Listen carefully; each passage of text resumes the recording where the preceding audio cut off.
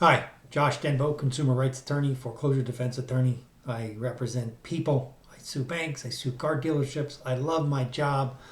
I love the fact that people watch these videos and feel empowered to fight back and protect themselves. That makes me really happy.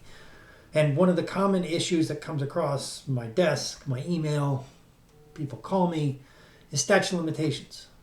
What is the statute of limitations? How does it affect foreclosure litigation? How do consumers use it to their benefit? Now, here's the thing. Because the statute of limitations is a state statute, always a state issue. It's state law. This is about New Jersey statute of limitations only. You can hear me and learn about how the statute of limitations system works, but this specific advice and information is specific to New Jersey. All right, look. What is a statute of limitations? A statute of limitations is a rule that's in place set by each state per cause of action, per type of thing that people are suing about, that says from the date that the cause of action existed, you have X period of time to bring that case.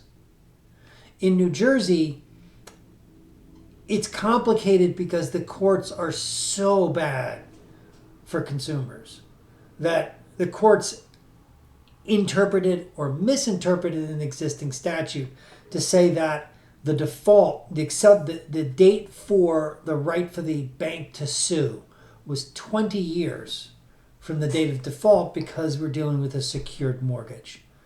But there was only 6 years for the consumer to sue for fraud. It's a mess. So understand that the statute of limitations is not often a great argument for consumers. It's just not, because of how the courts have interpreted things. Now, we had a change of administration about 4 years ago, 4.5 years ago, that was much more pro-consumer than Chris Christie had been, who had been absolutely anti-consumer. That's why he left office with a 19% approval rating. But the new statute says, and properly says, that it's 6 years from the date of the cause of action that the bank must sue in. The problem for people using it today in 2022 is the statute was enacted in 2020. It only applies prospectively, meaning going forward.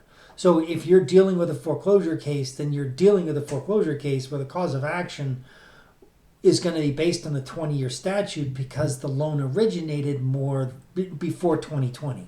If you have a loan that originates after 2020 and you're in foreclosure, you might be under the new 6-year statute, but 6 years hasn't passed, so the bank hasn't violated the statute. Make sense? Okay, sorry if that's confusing. Bottom line, statute of limitations is an important issue, important concept. It's rarely an effective tool. And if you are running into supposed experts who are telling you, oh, we've got the statute of limitations argument, they're probably lying to you, trying to steal your money. So it's an issue to look into, but don't hang your hat on it. There are better arguments out there. But that's the statute of limitations argument. That's the statute of limitations issue that people keep talking to me about, and it rarely goes anywhere. So I figured I'd just do a YouTube video about it. There are other fights. I can win those. Statute of limitations? Not so much.